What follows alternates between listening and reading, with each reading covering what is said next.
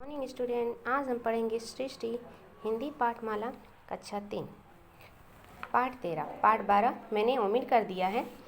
और आज हम पढ़ेंगे पाठ 13 होली। होली रंगों का त्यौहार है। क्या है? होली एक रंगों का त्यौहार है। रंग बिरंगी होली सबको अच्छी लगती है।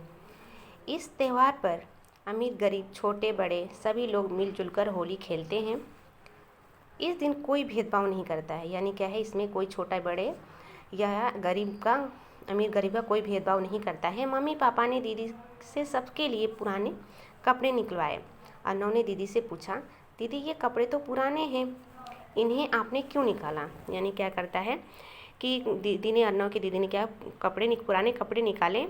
तो अर्नव पूछता है, दीदी आपने ये पुराने कपड़े क्यों निकाले? दीदी ने कहा, अर्नव कल होली का त्यौहार है। अर्नव ने कहा, पर दीदी त्यौहार पर तो सभी नए नए कपड़े पहनते हैं, फिर आपने हमारे लिए पुराने कपड़े क्यों निकाले? यानी क्या है, त्यौहार पे क्या करते हैं, हम नए नए कपड़े पहनते हैं, लेकिन आपने ये पुराने कपड़े क्यों निकाले हैं? अर्नव अपनी दीदी से पूछता है। दीदी बोली, अर्नव जब कल हम होली खेलेंगे तो तुम्हें पता चल जाएगा। दीदी बोलती है, उसको जवाब देती है, जब हम कल होली खेलेंगे तो तुम्हें उसका जवाब मिल जाएगा। अच्छा दीदी, हम होली क्यों मनाते हैं? अर्नव ने पूछा। हाँ, तुम्हें मैं होली के बारे में बताती हूँ। दीदी ने कहा, बहुत पुराने समय की बात है कि हिरण्यकश्यप नाम का एक राजा था। वह बहुत ही अत्याचारी और घमंडी था और भगवान पर विश्वास नहीं करता था। वह अपने आप को ही भगवान मानता था। यानी क्या है, वो बहुत घमंडी यानी अहंकारी था और बहुत क्या करता था, यानी जुल्म या तंग करने वाला था। और वो अपने आप को क्या करता था, भगवान मानता था। उसका एक छोटा बेटा प्रहलाद था। वह ईश्वर का भक्त था। राजा को यह अच्छा नहीं लगता था और वह चाहता था कि उसका बेटा भी उसका प्रजा की तरह ही उसकी पूजा करे। यानी उसका लड़का जो प्रहलाद था, वो क्या करता था, वो भगवान को भक्त था, भगवान को बहुत मानता था। लेकिन उसका राजा जो उसका बाप था, वो क्या चाहता था कि वो प्रजा की जैसे मुझे ही पूजा करे, मुझे ही भगवान माने। राजा अपने बेटे से बहुत नाराज रहता था, यानी कि बहुत गुस्सा रहता था। राजा ने गुस्से में अपने बेटे को जान से मारने की योजना बनाई। इसके लिए उसने अपनी बहन होलिका से मदद मांगी। होलिका के पास आग में न जलने वाली एक चादर थी। उसे ओढ़कर आग में बैठने पर भी शरीर नहीं जलता था। होलिका प्रहलाद को गोद में लेकर आग में बैठ गई। उसने सोचा कि राजकुमार प्रहलाद जल जाएंगे। थोड़ी ही देर में तेज हवा चली, जिससे चादर उड़कर राजकुमार प्रहलाद पर आ गिरी। प्रहलाद बच गया। होलिका जलकर राख हो गई। तब से लोग पूर्णिमा की रात को लकड़ियाँ इकट्ठी करके होलिका दहन यानी कि जलाते करते हैं। इससे धर्म की जीत होती है। इसके दूसरे दिन रंगों की होली होती है। अर्नव ने पूछा, फिर पुराने कपड़ों का क्या करते हैं दीदी?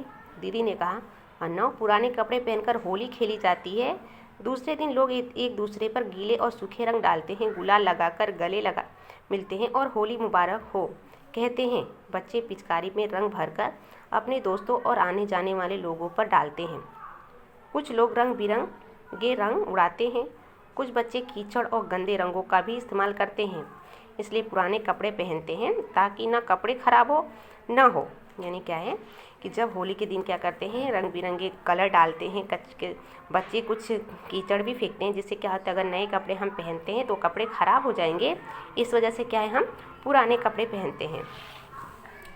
हमें कीचड़ और गंदे रंगों से होली नहीं खेलनी चाहिए, क्योंकि ये हानिकारक है। क्या है, हमें कीचड़ों से और गंदे रंगों से क्या है, होली नहीं खेलनी चाहिए। क्या है, क्योंकि वो क्या हानिकारक होते हैं। अर्नव ने कहा, दीदी मैं भी कल सबके ऊपर रंग डालूंगा।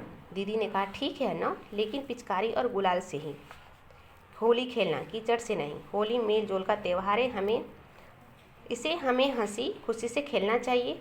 दीदी ने आगे कहा, अच्छा अब तुम दादी माँ के साथ बाजार जाओ, कल के लिए ढेर सारा रंग, गुलाल, गुब्बारे और पिचकारी लेकर आओ। मैं तुम्हारे लिए गुजिया, मालपुए और दही बड़े बनाती हूँ। ठीक है दीदी, अब पता चला कि होली के दिन नए कपड़े क्यों नहीं पहने जाते। यह कहते हुए अर्नव दादी माँ के पास अपने दोनों हाथों की मुट्ठी में गुलाल भरकर होली है कहते हुए भागा और दादी माँ को डराने लगा। दादी माँ भी बच्ची बन गई और इधर उधर भाग भाग कर बचाओ बचाओ चिल्लाने लगी। यहाँ हमारा पाठ 13 खत्म होता है। अब हम पढ़ेंगे शब्द अर्थ। जैसे भेदभाव का अर्थ होता है अंतर। घमंडी का अर्थ होता है अहंकारी। नाराज का अर्थ होता है गुस्सा होना। अत्याचारी, अत्याचारी का अर्थ होता है जुल्म या तंग करने वाला। दहन, दहन का अर्थ होता है जलाना। ये आपका होमवर्क रहेगा, इसको आप अपने नोटबुक में लिखना है और याद करना है। ओके बच्चों। अब ये मौखी, मौखी में खुद से आपको उत्तर बताने का है कि जैसे प्रश्न नंबर 1, होलिका की चादर किस पर आ पड़ी। प्रश्न नंबर 2, होली खेलने के लिए किन चीज़ों की ज़रूरत पड़ती है। प्रश्न नंबर 3, होली पर आप सब क्या क्या खाते हैं। प्रश्न नंबर 4, अन्नो होली है कहकर किसको डरा रहा था। ये खुद से आपको उत्तर बताने का है। ओके बच्चों, बाय।